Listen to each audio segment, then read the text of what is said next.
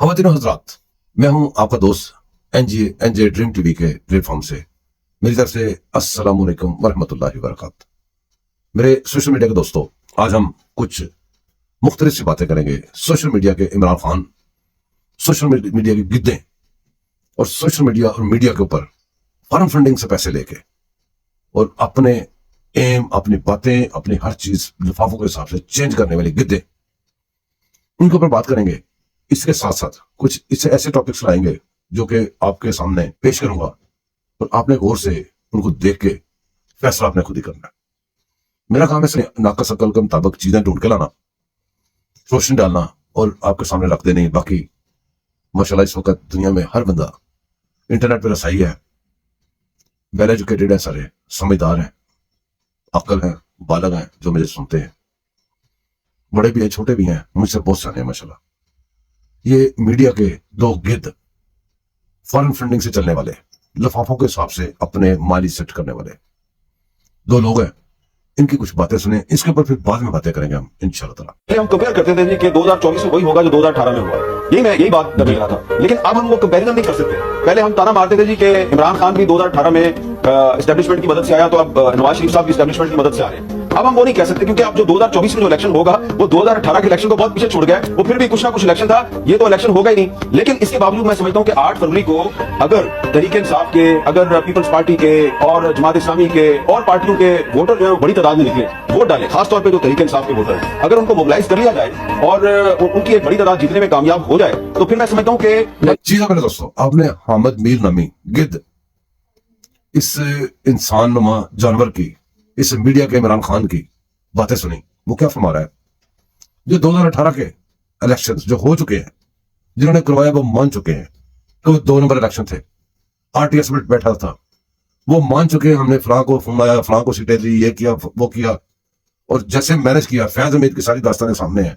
उसको वो कह रहा है कुछ इलेक्शन थे, वो कुछ इलेक्शन ठीक थे, और जो इलेक्शन अभी हुए नहीं, जो इलेक्शन अभी पता भी नहीं होने भी नहीं होने, वो ऐसा मुल्क दुश्मन बन रहा है कि वो कह रहा है कि वो तो उसको मानना ही नहीं ना, वो जो उसको प्लेटफॉर्म पे टास्क मिला हुआ है।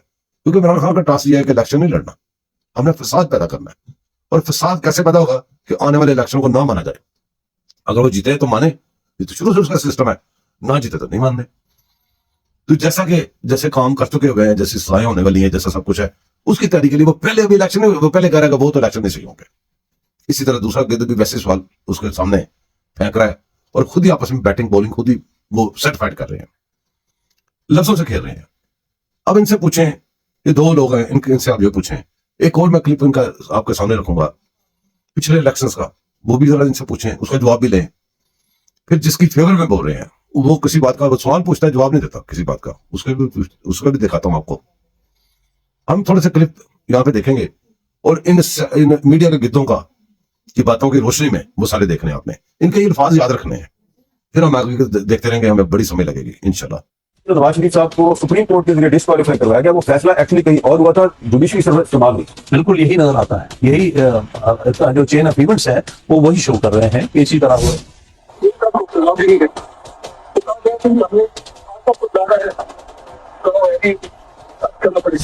नवाज शरीफ की डिस्क्वालिफिकेशन की बड़ी सस्पिशियस लगती है मुझे। हम ये समझ रहे थे कि एक बहुत बड़ी शख्सियत के ऊपर करप्शन का इल्जाम था और उसको करप्शन के इल्जाम के ऊपर जो है उसको सजा मिलेगी, सब कुछ होगा। लेकिन अब हमें बात भी नजर नहीं लगता है कि वो एक और पॉलिटिकल प्रोसेस था जिसमें हम सब इस्तेमाल। मैं एक्चुअली न्यूट्रल, हमने मुख्तलिफ पार्टियों को ट्राई किया और हमने एक तीसरी फोर्स को अलाउ किया। वो तीसरी फोर्स हमें लगा कि शायद डिलीवर कर सकती है, और वो सिस्टम हमें PTI के अंदर नजर आया। Mr. Prime Minister, you were entitled to receive salary, you did not receive it, and you did not disclose it. So, you're not a good Muslim. So we sent you home. And how was it done? In all the laws of Pakistan, you'll search for it, you'll find it only one place. And that is in the Anti-Terrorism Act. साहब वो जानबूझकर सिर्फ किसी के कहने पर, पालतू लोगों के कहने पे उनको जो है उनको सजा दी गई। हालांकि अकामा की बुनियाद पे सजा बनती नहीं, आज भी नहीं बनती।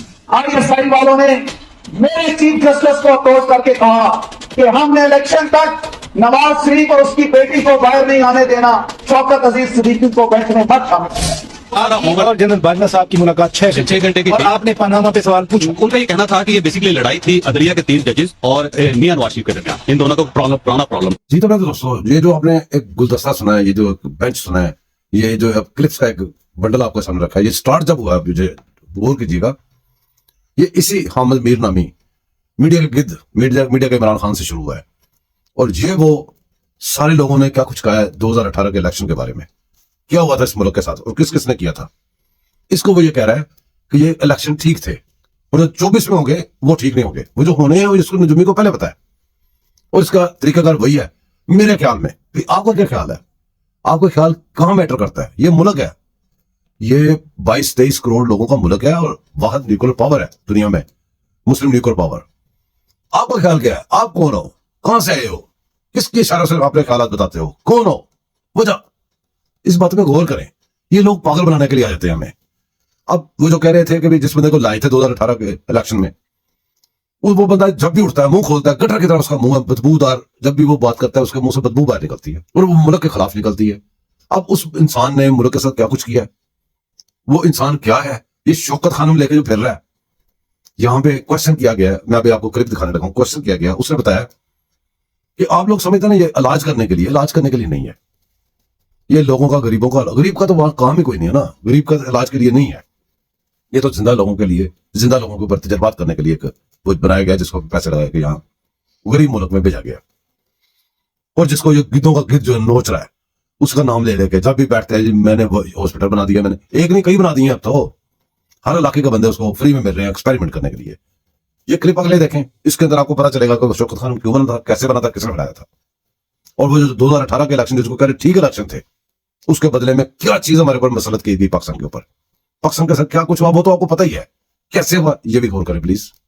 आपने सुप्रीम कोर्ट से मुतालबा किया कि इमरान खान और प्रियंका डीएनए टेस्ट करवाएं। सीधा मैं केस छोड़ मेरी लोग तीसरा उसके ऊपर मैं बात नहीं करता। जूश फार्मास्यूटिकल कंपनीज हैं जो आपके फॉर्मर इन लॉज की कंपनीज हैं, वो कुछ एक्सपेरिमेंट्स करना चाहती थी कैंसर की दवाएं बनाने के लिए, वो इंसानों पर वो एक्सपेरिमेंट हो और वो आपके हॉस्पिटल में हो, इसलिए इस हॉस्पिटल में पैसा खर्च किया। इसके ऊपर अब आप इसके लिए कोई ये इसके ऊपर आगे बात ना करें। सर अगर एक सवाल का करने जवाब, हमारा खान से क्या ताल्लुक था सर आपका?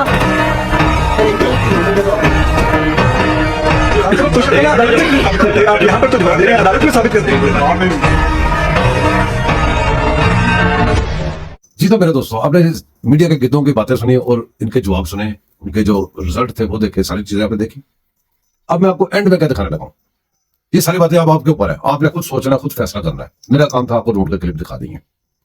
आखिर में मैं आपको जो क्लिप दिखाने लगा हूं, जो आजकल बहुत ज्यादा शोर हुआ है, जो आइन और कानून के ऊपर फैसला आया है सुप्रीम कोर्ट का, बल्ला जो इनसे छिन गया जिस फैसले की वजह से, उस फैसले से पहले इनको पता था कि ये क्या होना है।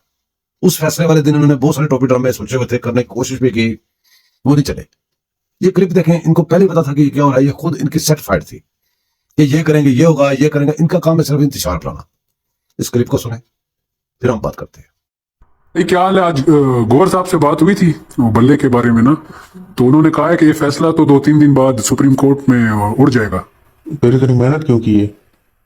उन्होंने कहा कि जस्टिस इब्राहिम जो है ना, उसकी तरफ से थोड़ा सा प्रेशर था कि वो रिटायर हो रहा है तो पैसों का बंदोबस्त थोड़ा सा हो जाए, लेकिन बल्ले का जो निशान है ना, वो ना होने की वजह से टिकट का खरीदार भी अब कोई नहीं है।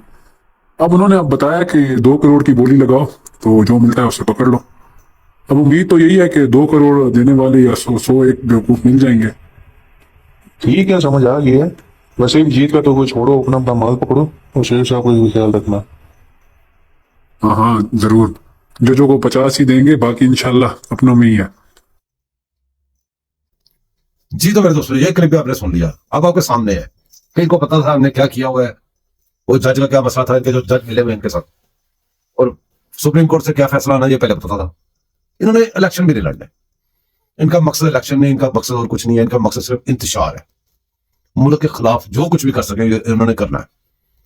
ये मुल्क आपका है, इनका नहीं है। ये अपना मुल्क समझते नहीं, इनका है लेकिन समझते नहीं है। ये गैर मुल्की बैरूनी आकाओं के लिए सारा काम करते हैं। मेरे दोस्तों, अपने पाकिस्तान से प्यार करें, ये आपका एक कीमती अहसास है। ऐसे मुल्क दुश्मनों के पीछे लग के, मीडिया के इमरान खानों के पीछे लग के, ये अदलिया के इमरान खानों के पीछे लग के, फौज के इमरान खानों के पीछे लग के, सियासत के इमरान खानों के पीछे लग के अपने मुल्क को तबाह ना करें। अपने मुल्क से प्यार करें, इनसे प्यार ना करें। कई इमरान खान आए, कई गए और कई आते रहेंगे, कई जाते रहेंगे। ये मुल्क इधर ही रहेगा। अपनी नस्लों के लिए, अपनी आने वाली नस्लों के लिए सोचे कुछ। दुआ में याद रखिएगा, मैं आपको दुआ में याद रखूंगा इंशाल्लाह। तो चैनल को सब्सक्राइब करें, लाइक करें, शेयर करें। अल्लाह हाफिज।